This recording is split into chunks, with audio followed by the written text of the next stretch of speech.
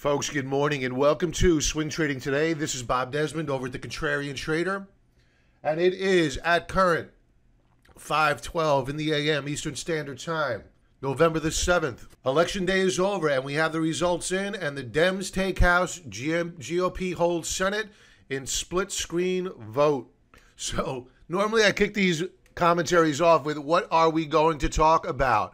Well, we're going to talk about the win by the Democrats, how we were not shocked by the win by the Democrats, and it was not the financial news media, it was certainly not the mainstream media that sent us signals that the Democrats would probably win. It was the markets. So I'll give you a walkthrough. One of the charts I spoke about over the weekend, we'll do an analysis of the pre-market activity to see what's rallying, what's not.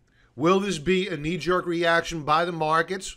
And then we're going to segue over and into some of our watch stocks, and we'll talk about why we like these stocks. And then with members tonight, if I don't send out an alert today, I'll be talking about the how. How are we going to buy these stocks? What technical setup must we see for us to get long? Let's get to it. So we had a win by the Democrats yesterday. So who wins here? I mentioned over the weekend on Best Stock Charts that healthcare will do well. That is the main reason. It was the driving, if there was a message by the Democrats beyond anything but Trump, it was healthcare. So healthcare will do well. Have no doubt about it. What will not do as well? Defense. Now, defense has pulled back significantly. We rallied this week, so we may still have some upside here, but my guess is that we're going to stall out for a while on defense. Let's get to what indicators we saw in the market that would imply that the Democrats would regain control of at least the House of Representatives. I'm going to play for you a clip from this past weekend where I spoke about UGAZ and the UNG, which are natural gas ETFs. Here's a clip. I want to see how the price behaves after the elections. Same thing holds true for the UGAZ weekly chart. This puts you long of natural gas. This is a leveraged ETF. You don't want the volatility, buy the UNG. We have a bullish reversal bar, a beautiful pennant formation forming. I think we're breaking out here. But again, I want to wait until after the elections to see just how these shares behave. And of course, who wins the House. Here's a chart of the UNG. Very similar price action. Poised to break out here. Very bullish setup. Honestly, I think that these shares are going to move higher, whoever wins the House of Representatives. I mean, this is a beautiful, beautiful base. And we are breaking out of a long-term downtrend. I think the shares are moving higher. Members, more to come on strategy. The next chart up. Let's take a look at UGAZ this week.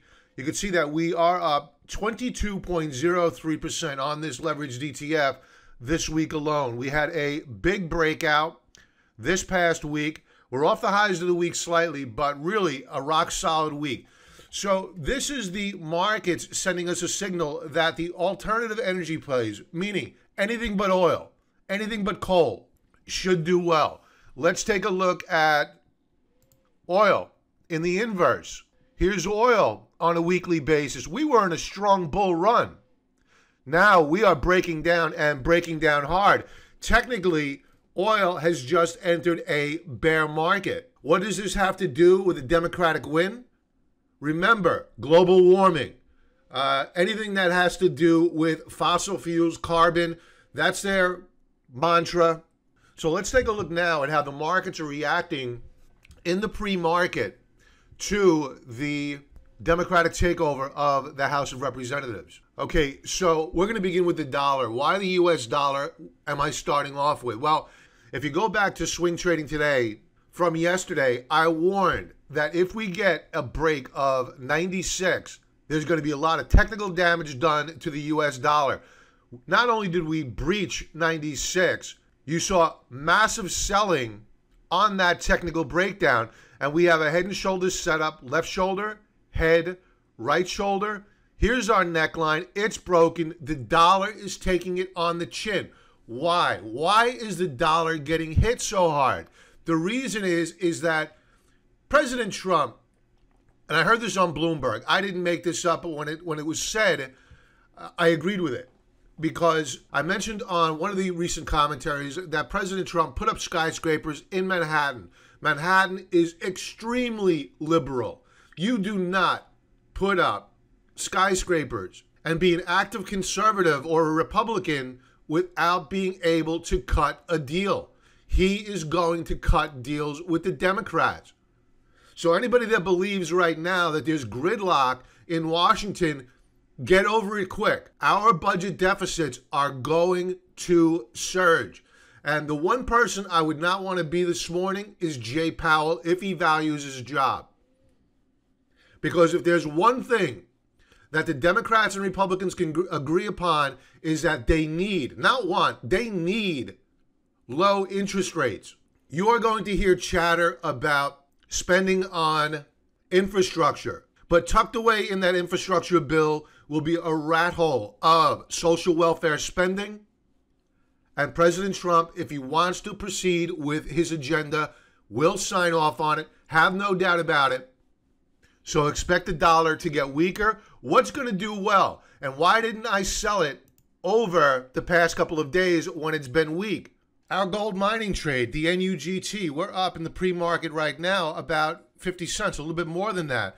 But more significant a move because gold is trading in Asia right now is, in fact, gold.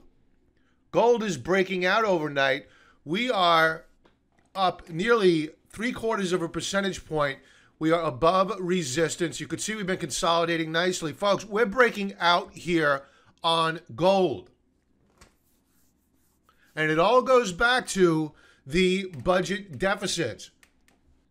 And if there's an insistence by the politicians, whether you be Republican or Democrat, to spend by printing money, and you have a Federal Reserve chairman which is dead set on raising interest rates, folks, things are about to get real fair, real quick in this country relative to the rest of the world because yields are going to spike. Unless, of course, Jay Powell backs off of his interest rate hikes. Let's get to the pre-market activity. Let's check out oil in the pre-market. Are we getting a bounce back? Yeah, we are. We're up 1.4%, so it's a little bit of buy on the news rather than sell on the news. The expectation, and this really drives home my point earlier, is that the markets had expected a Democratic takeover of Congress. They sold fossil fuels, oil. We are in a downtrend. Let's watch for a breakout here. Right now is not the time to go speculating in oil. If we get a breakout, different story. The S&P 500 this morning is up about just shy of a percentage point. We're a bit overbought. These are all 4-hour charts. We're a bit overbought relative to the third standard deviation Bollinger Band. We're going to pull back here at some point in time today. Taking a look at the NASDAQ. The NASDAQ is as well moving up this morning, up 1.22%. We were overbought relative to the third standard deviation Bollinger Band. We are now pulling back a bit. I expect the same for the S&P 500.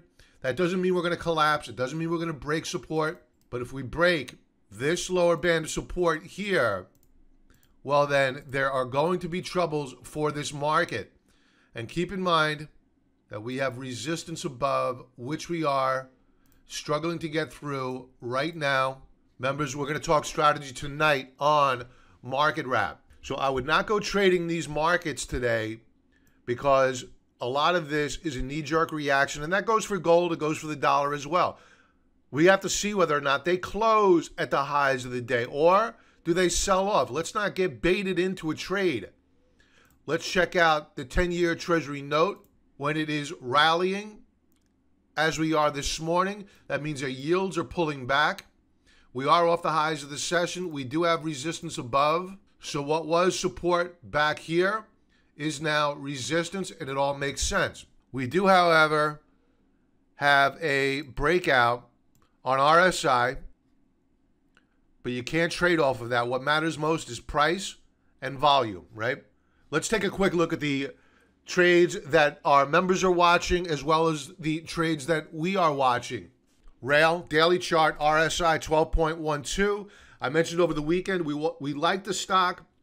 We're looking to buy it. There is no historical support here. So what we're watching is the daily chart and a signal by the markets that there are buyers below. We have the negative crossover of the 50-day down below the 200-day moving average. Good stuff, but volume is still very, very high. So we can't fight these guys, right? And volume rose yesterday prior to other trading days. So I predict that given two things. One, price action, meaning we rally, we reverse. That's bad stuff. Two, volume, and actually three things. The fact that we have no historical support below, we're going lower. And I wouldn't be surprised to see RSI below 10. So members, more on rail tonight on Market Wrap. Advanced Auto Parts, weekly chart. We're beginning to see a breakout. The question is, do we close there?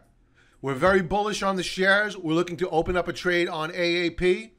We spoke about this chart over the weekend on Best Stock Charts. If you're not on our email list, go to the website. We hate spam too. Enter your email address. You get it every Saturday. So AAP looking good.